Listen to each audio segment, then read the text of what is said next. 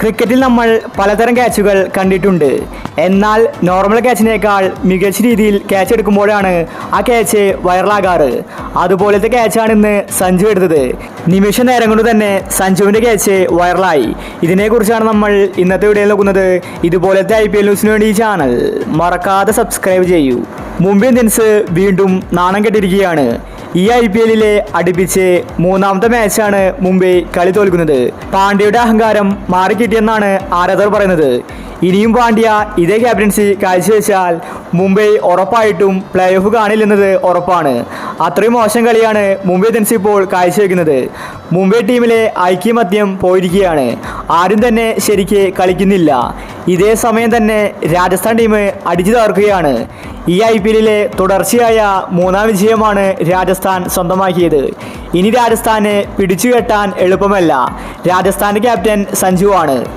ഇന്ന് മുംബൈയുടെ ബാറ്റിങ്ങിലാണ് അവിശ്വസനീയമായ ക്യാച്ച് സഞ്ജു എടുത്തത്. രോഹിത് ശർമ്മയായിരുന്നു ക്രീസിലുണ്ടായിരുന്നത്. രാജസ്ഥാന് വേണ്ടി ബൗൾ ചെയ്തത് ട്രെൻഡ് ബോൾട്ടായിരുന്നു. ബോൾട്ട് എറിഞ്ഞൊരു ബോള് രോഹിത്തിൻ്റെ എഡ്ജിൽ തട്ടി സഞ്ജുവിൻ്റെ കയ്യിലേക്ക് എത്തി. സഞ്ജു വായുവിൽ ചാടി വീണാണ് ആ ക്യാച്ച് എടുത്തത്. ഒരിക്കലും അത് ക്യാച്ച് ആകുമെന്ന് ആരും തന്നെ കരുതിയില്ല. കാരണം സഞ്ജുവിൻ്റെ അടുത്തല്ല ബോൾ വന്നിട്ടുണ്ടായിരുന്നത്. എന്നിട്ടും സഞ്ജു ചാടി വീണ് ആ ക്യാച്ച് കയ്യിലൊതുക്കി.